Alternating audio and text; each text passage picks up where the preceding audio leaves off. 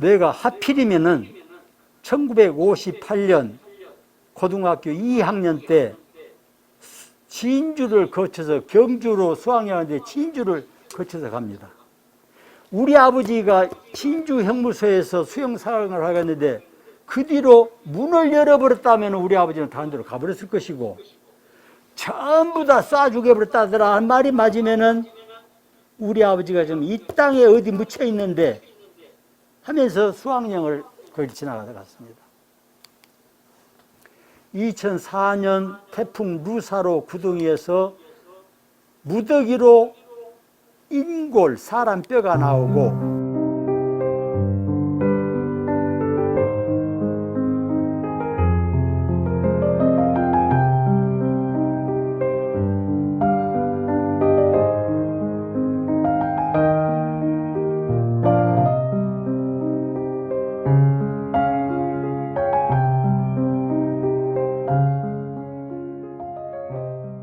그 뼈가 1950년 7월에 군경에 의해서 총살된 재소자 보도연명의 뼈라는 사실이 진화의 조사에 의해서 확인이 되고 대법원에 의해서도 추인되기에 이르렀습니다. 이 시점, 2006년 시점에 와서 1948년 10월에 광주 시가지에서 형사가 우리 아버지를 잡으니까 형사에게 내 아들인데 내 아들 좀 친척집에다 맡겨놓고 갑시다. 그러니까 형사하고 우리 아버지는 수갑을 차고 북동 천주교 앞에 있는 친척집까지 나를 가서 나를 혼자 맡겨놓고 아버지 혼자 형사하러 간 이후로 수십 년 흘러서 2006년에 우리 아버지가 진주형무소 문을 열어버려서 어디로 가버린 것이 아니라 총살당해서 돌아가셨구나 이렇게 확인한 것이 2006년이었습니다. 이 수영 사실에 대해서 저는 부당하다고 생각되는 몇 가지 사항을 거들어서 재심을 청구해서 무죄를 받아가지고 서운을 기어코 받아서 진주 들판에 묻혀있는 저희 아버지 뼈를 골라서 국립묘지에다가 모시고 그리고 제가 죽으려고 생각합니다. 그래서 1948년에 미 군정청 법령 치안유지법을 적용을 해서 5년형을 했는데 1948년은 대한민국 정부 시절입니다. 미 군정청 법령을 적용할 수가 없어요. 모순이에요. 이걸 제가 주장하고요. 민간인을 대전 군법에 의해서 5년형을 때려 이것도 잘못된 것이다 라고 주장을 할 것이고 음력 10월 20일에 광주에서 체포됐는데 12월 13일에 대전에서 5년을 받은 50일도 안 되는 그 짧은 기간에 1심, 2심, 3심을 거쳤다고 과연 그랬을까? 라고 제가 주장을 할 것이며 그동안에 저희 아버지는 방어권이나 변호권을 가질 수가 있었는가? 라고 주장을 할 것이고 그러한 사법 절차가 진행되고 있는 동안에 가족에게 알려야 하는 것은 국가 의무인데 우리에게 알렸는가 하는 것을 주장을 할 것이고 영장도 없이 구금했다는 것을 내가 내 눈으로 확인했으니까 그걸 주장하시고 해서 재심 청구를 하려고 그러는데 판결문이 없습니다. 판결문을 찾으려고 제가 국가기록원, 국방부 검찰단, 육군검찰단 한 번씩 한 것이 아니에요. 국가기록원도 부산 국가기록원을 2번 갔습니다. 광주 국가기록원에도 여러 번 갔습니다. 국방부 검찰단도 여러 번 왜 여러 번 갔냐? 가면은 이 높은 자 없다고 내가 써서 내면 보고는 없다고 아니 내가 좀 보자. 원부를 내 눈으로 좀 볼라자. 없다. 안 보인다. 등등 해가지고 없었습니다. 이렇게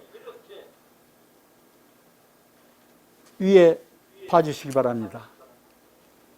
이렇게 억울한 삶을 살다 가신 김한동 선생의 한을 이번에 민족문제연구소 광주지부 김순흥 박사님께서 서훈하여 주신 것에 대하여 저희 유가족 일동은 큰 영광으로 생각하고 가슴 깊이 감사의 말씀 올립니다.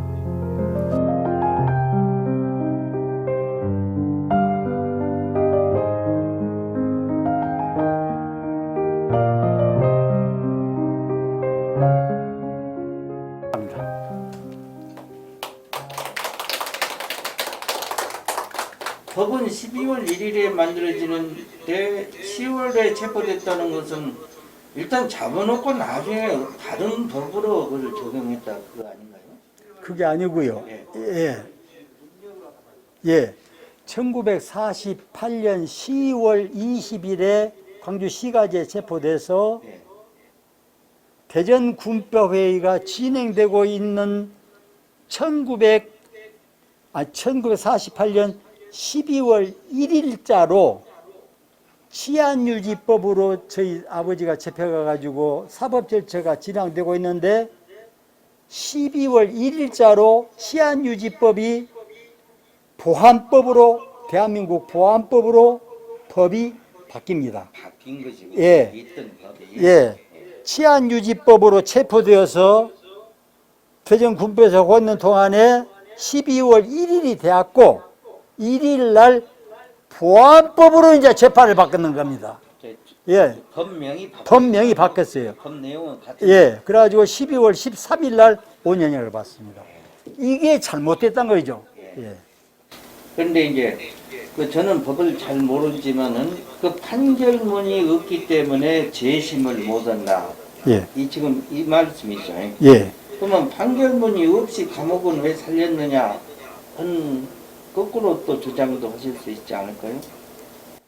그렇게 그 판결문이 없어서 미 군정청 19호 위반 5년형을 받았다는 근거를 말하자면 보훈처에서 광복후 수용 사실이 있기 때문에 서운을 못 한다. 수용 사실이 뭐냐? 나는 판결문을 못 받아서 모르니까요. 수용 사실이 뭐냐? 그러니까 공개 안 한다고 그래요. 근데 이상희 변호사를 통해서 그것을 하니까 미 군정청 치안유지법 위반 그게 나온 거예요. 제목만 나와요. 제목만 나와요. 그 판결문 인용하게 자기들도 없대요. 김한동 선생이 어떻게 무슨 이유로 5년형을 쓰라고 진주연구소에 그가 계셨냐? 그걸 진아이에서 밝혀주라. 그러면 진아이가 밝히다 보면 판결문도 나온다. 그러더라고요. 지금 그래서 진아이도 그걸 해놨어요. 여태까지 김 교수님은 평생에 아까 아버지 이름을 아무도 없을 때는 한 번씩 불러보고 이제 그랬다고 하셨는데 이런 쪽의 일에 전혀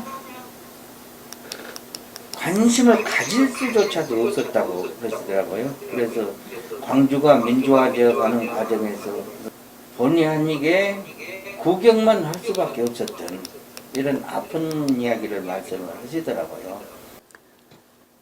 망월에 살고 있을 때 초등학교 입학 전이니까 제가 초등학교를 만 5세에 입학했습니다.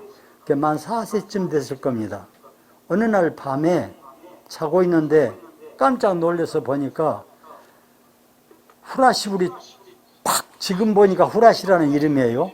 먼 불이 확 켜지면서 야 이나 어디 갔어? 네 남편 어디 갔어?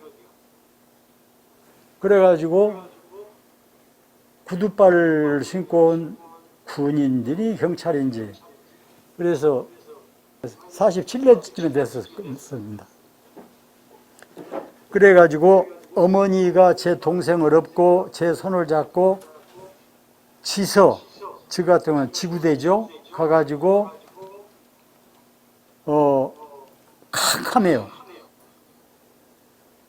뭐라고 모르면 어머니가 덜덜 떠서 말하면 어머니 얼굴에다가 풀앗이 팍 들어옵니다. 그리고는 자기들이 말할 때는 탁 끄고 조용히 한 상태에서 굉장히 큰 목소리로 마이크를 댔는 거 같지나 큰 목소리로 막 해갖고 우리 어머니 대답하려면 팍 깨요.